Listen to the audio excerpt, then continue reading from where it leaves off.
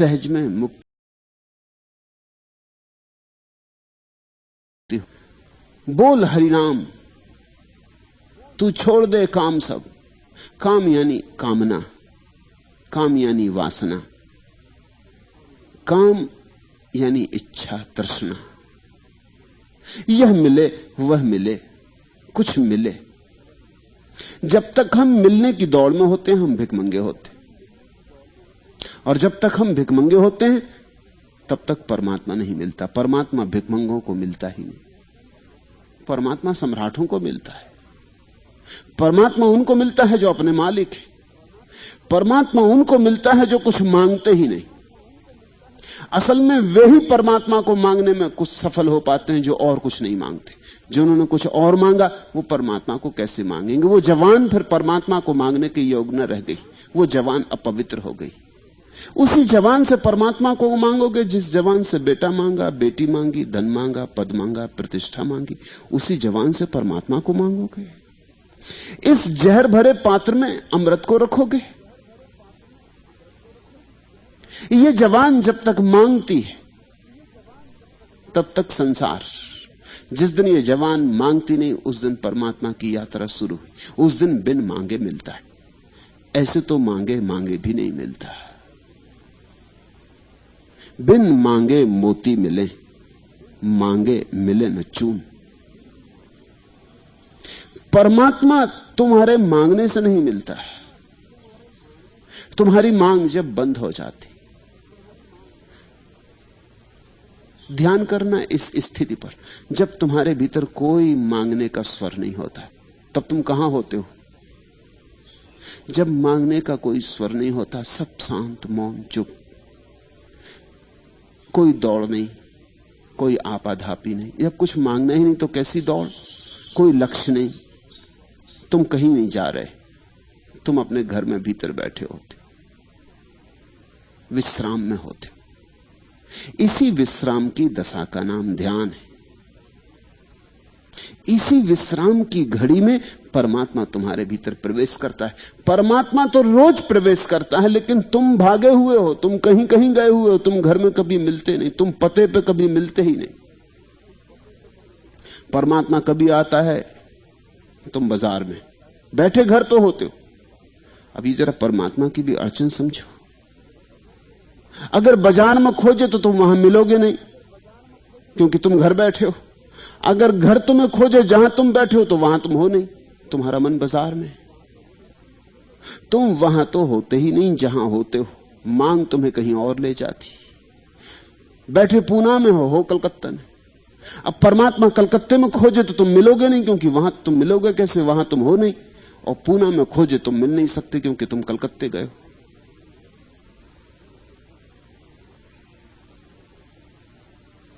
मैंने सुना मुल्ला नसरुद्दीन अपने मित्र से बातें कर रहा था।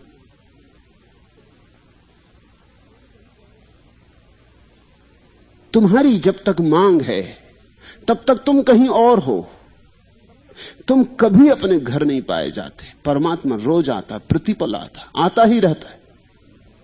आने की बात ही कहनी ठीक नहीं, मौजूद ही रहता है तुम्हारे चारों तरफ, मगर तुम मौजूद नहीं। मिलन हो तो कैसे हो? तुम यहां मौजूद मिल जाओ तो अभी मिलन हो जाए, इसी क्षण मिलन हो जाए। तुम दूर गए हो, परमात्मा पास है। लोग पूछते हैं परमात्मा को कहां खोजे, जैसे कि परमात्मा दूर हो और तुम्हें खोजने जाना पड़े। परमात्मा तुम्हें खोजता हुआ खड़ा है। कृपा करके घर लौट आओ, वापस आ जाओ। जहां देह है वहीं मौजूद हो जाओ। ये मन की तरंगें तुम्हें दूर ले जाती, ये भटका देती। मन की इन तरंगों में जीना ही संसार है। इसलिए पतंजलि ने कहा चित्त वृत्ति निरोध योगा। जब चित्त की सारी वृत्तियां निरुद्ध हो जाती हैं तब योग। जब चित्त में कोई वृत्ति नहीं उठती, कोई वेग नहीं उठता, जब चित्त में कोई लहर तरंग नहीं उठती, तब योग। योग का मतलब होता है मिलन। तब परमात्मा से मिलन, तब समाधि। बोल हरि नाम तू, छोड़ दे काम सब। सारी वासना छोड़ दे, सारी कामना छोड़ दे। क्योंकि कितने दिन तक दौड़ा, पाया क्या, हाथ में क्या है? सब खाली का खाली। कब जागेगा? ये दौड़ बहुत हो चुकी, समय आ गया कि दौड़ छोड़ दे। और इस दौड़ के छोड़ते ही संभावना उठती है हरि नाम की। जहां काम गया वहां राम आया। काम में दौड़ती ऊर्जा ही जब काम में नहीं दौड़ती तो राम बन जाती। राम काम ही की ऊर्जा का ऊर्ध्व गमन। राम काम की ही ऊर्जा है। काम में नीचे की तरफ जाती, बाहर की तरफ जाती, दूर जाती। जब काम की ही ऊर्जा कहीं नहीं जाती, नीचे नहीं, बाहर नहीं, दूर नहीं, तो राम बन जाती। फिर अपने घर में विश्राम हो जाता, अनहद में विश्राम।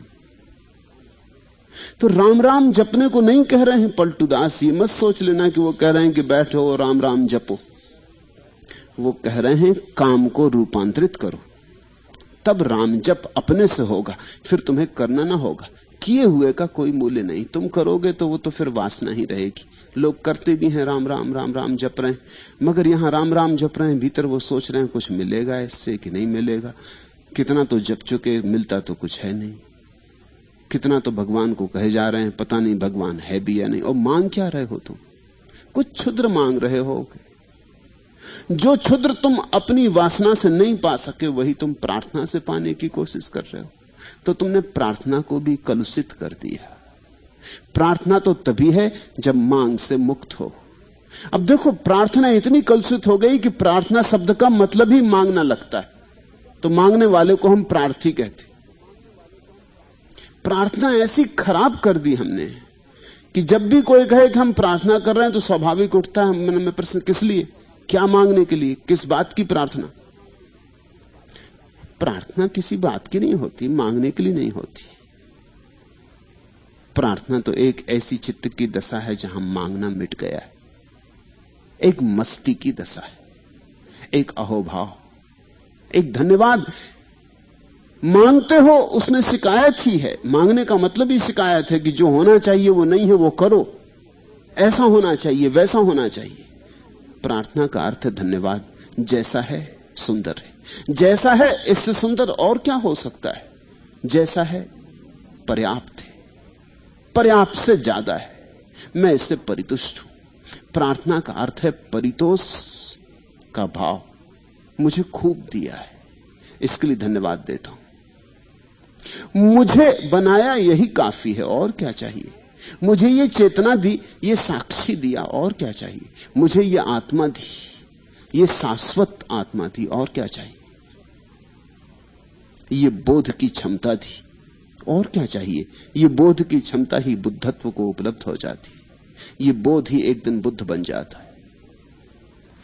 बोल हरिनाम तू, छोड़ दे काम सब, सहज में मुक्ति हो जाए तेरी।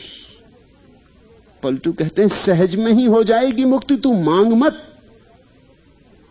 आकांक्षा मत कर। परमात्मा ऐसे ही देने को है। तू मांग के बात को खराब मत कर, मांग के अपनी प्रतिष्ठा मत गिरा। मुक्ति तो ऐसी ही हुई हुई है, सहज में ही, बिना कुछ किए हो जाएगी। तू शांत बैठ जा, मौन बैठ जा, विश्राम में उतर जा, कामना की दौड़ धूप न रह जाए, मुक्ति हो जाएगी। बोल हरिनाम तू, छोड़ दे काम सब, सहज में मुक्ति हो जाए तेरी। दाम लागे नहीं, काम यह बड़ा है।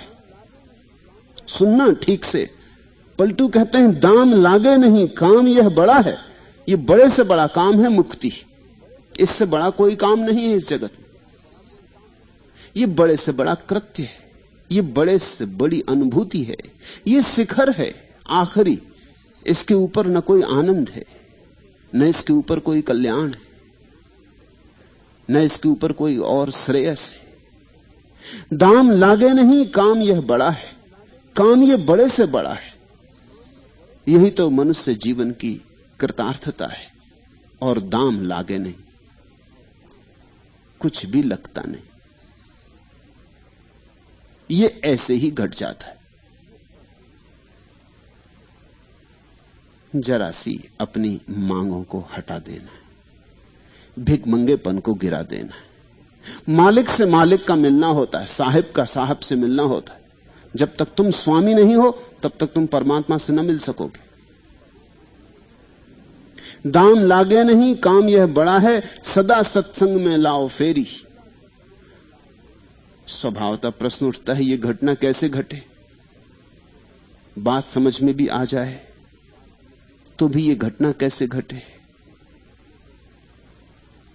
हम तो जीवन में दौड़ दौड़ के कुछ न पा सके, ये सहज कैसे मिलेगा, बिना किए कैसे मिलेगा? ये बात तो बेबूझ लगती है, उलट बांसी मालूम होती। लगता है ये फकीर तो इस तरह की उल्टी बातें बोलते ही रहे कि सहज में हो जाएगी बात, कुछ करना ना पड़ेगा, राम नाम का विस्फोट हो जाएगा।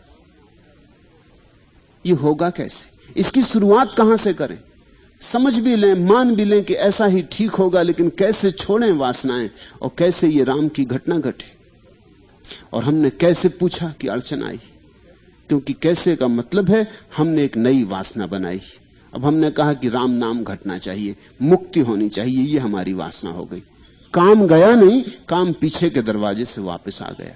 काम ने कहा चलो धन मत मांगो, मुक्ति मांगो, और अगर बिन मांगे मिलती है तो चलो मांगो ही मत, क्योंकि बिन मांगे मिलती है इसलिए मांगो मत।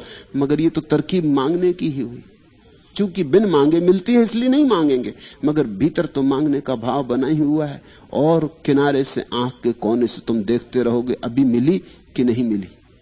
अब तक नहीं मिली, पता नहीं बात सच थी कि झूठ थी। मेरे पास लोग आते, वो कहते हैं ध्यान नहीं लगता, बड़ी चेष्टा कर रहे हैं। मैं उनसे कहता हूं कि तुम कुछ ध्यान में आकांक्षा तो नहीं रखे हो? कहते हैं आकांक्षा तो है, चित्त में शांति हो जाए, स्वास्थ्य ठीक हो जाए, ऐसा हो जाए, वैसा हो जाए।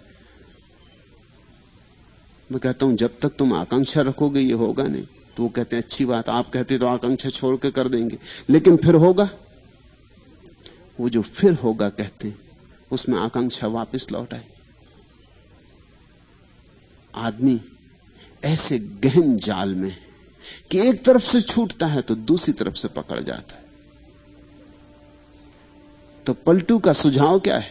पलटू का सुझाव है दाम लागे नहीं काम यह बड़ा है, सदा सत्संग में लाओ फेरी। इसलिए अब इसको कहां से शुरुआत करें? तुम पूछोगे कैसे? कैसे पूछा कि भूल हो गई। पलटू कहते हैं कैसे मत पूछो, पूछो कहां से? सत्संग से, जहां कुछ लोग इस शून्य में विराजमान हो। एकाध भी सही तो भी चलेगा। जहां एकाध भी इस विश्राम में विराजमान हो गया हो, वहां के चक्कर काटो, सत्संग करो, वहां की फेरी लगाओ। वो जगह परिक्रमा के योग्य है, वहां जाओ, जितना समय बिता सको बिताओ। बैठो उसके पास जिसको हो गया है, उसके पास बैठते बैठते, पारस के पास बैठते बैठते लोहा भी सोना हो जाता है। सत्संग का बड़ा बहुमूल्य है। भक्ति के मार्ग में सत्संग का वही मूल्य है जो योग के साधन में समस्त प्रक्रियाओं का है। अष्टांग, यम, नियम, आसन, व्यायाम सब जोड़ के जो सारी विधियां पतंजलि ने गिनाई हैं, यम से लेकर समाधि तक 8 अंग, या बुद्ध ने भी अष्टांगिक मार्ग कहा है। सम्यक दृष्टि, सम्यक व्यवहार, सम्यक श्रम इत्यादि हजारों विधियां हैं। योग में, तंत्र में विधियां ही विधियां हैं। भक्ति की क्या विधि है? भक्ति की एक ही विधि है, सत्संग।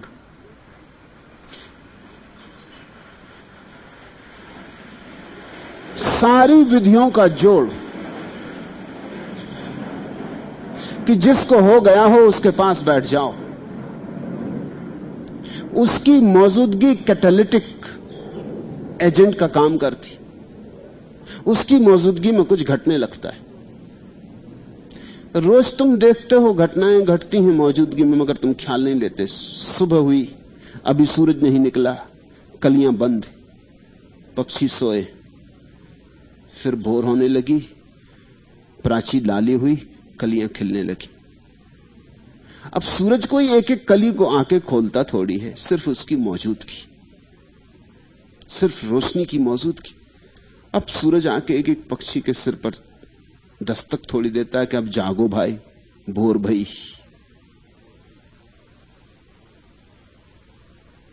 लेकिन जैसे ही सूरज की रोशनी फैलनी शुरू होती, सारी पृथ्वी जाग आती, वृक्ष जागते, पशु जागते, पक्षी जागते, सब जागरण फैल जाता, सहज ही हो जाता। सूरज की मौजूदगी जगा देती। सांझ हुई, सूरज गया, प्रकृति सो जाती, उसकी गैर मौजूदगी में निद्रा सघन हो जाती। ऐसे ही जो जाग गया हो, उसके पास अगर रहोगे तो उसकी किरणें, उसका प्रकाश, उसकी रोशनी तुम पर पड़ेगी। तुम अंधे हो तो भी पड़ेगी।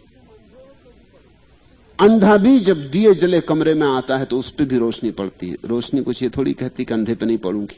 तुम सोए हो तो भी पड़ेगी, तुम मूर्छित हो तो भी पड़ेगी। वो किरणें धीरे धीरे धीरे धीरे तुम्हारे अंग अंग में व्याप्त हो जाएंगी। वो सुवास धीरे धीरे तुम्हारे हृदय में घर बना लेगी। सत्संग भक्तों का एकमात्र मार्ग है। दाम लागे नहीं काम यह बड़ा है, सदा सत्संग में लाओ फेरी। इससे ये मत समझ लेना